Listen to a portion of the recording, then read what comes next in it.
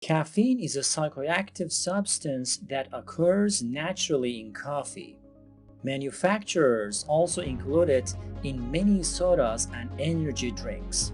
While it is a socially acceptable substance, research is conflicting about its safety and long-term impact. According to many studies, moderate intake can promote a variety of health benefits, including a lower risk of certain cancers, brain conditions, and liver problems. However, caffeine consumption carries several risks. Drinking too much can also lead to adverse effects. Caffeine is a natural stimulant. Caffeine can help counteract tiredness. The main psychoactive ingredient in coffee is caffeine. This is a compound that naturally derives from over 60 different plant sources, including coffee beans, tea leaves, cacao seeds, and cola nut seeds. Caffeine acts as a stimulant by activating the central nervous system, CNS. It can counteract tiredness and improve concentration and focus.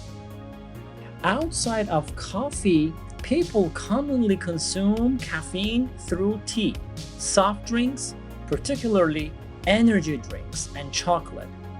It is also an ingredient in some prescription and non-prescription drugs, such as cold, allergy, and pain medication.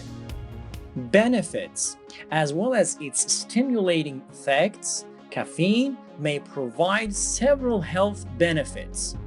A 2019 review of existing literature found that consuming a moderate amount of caffeine has a protective effect against liver cancer. In the same year, a different review of 40 studies found that drinking 2 to 4 cups of coffee every day had links to a reduced risk of death from all causes. Some studies have associated caffeine consumption with positive effects on the brain. More recent research in Nature journal found that consuming caffeine may boost long-term memory. Other studies have also suggested that caffeine intake may protect against type 2 diabetes, Parkinson's disease, cardiovascular disease, and stroke. However, today that many people forget that caffeine is a psychoactive substance.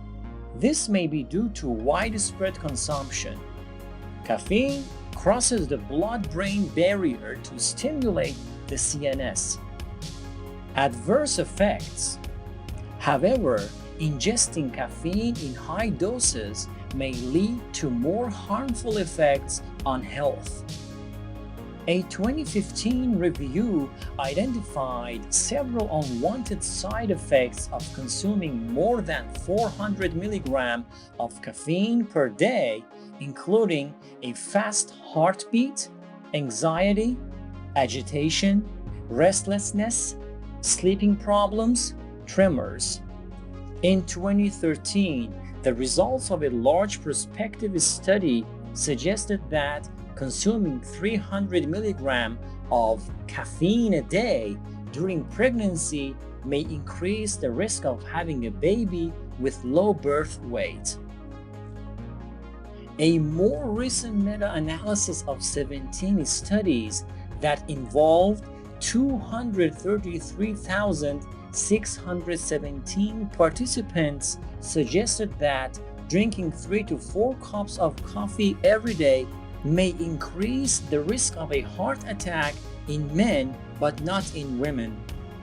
Caffeine addiction and withdrawal. Given the positive effects that caffeine can have as a stimulant, caffeine activates many of the same behavioral and neuropharmacological mechanisms that are activated by other reinforcers, including other drugs of abuse. And like many other reinforcers, caffeine is associated with various positive subjective effects like increased well-being, sociability, and feelings of energy and alertness. Some people could become physically dependent on caffeine. The absence or reduction of coffee consumption in these individuals resulting in caffeine withdrawal. This can trigger a range of symptoms such as a headache, tiredness, reduced energy and alertness, sleepiness, low mood, concentration problems, irritability. Risks for young people.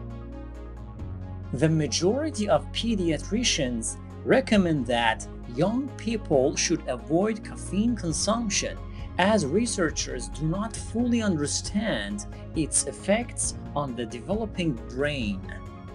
Notably, caffeine interferes with sleep, and sleep plays a critical role in learning.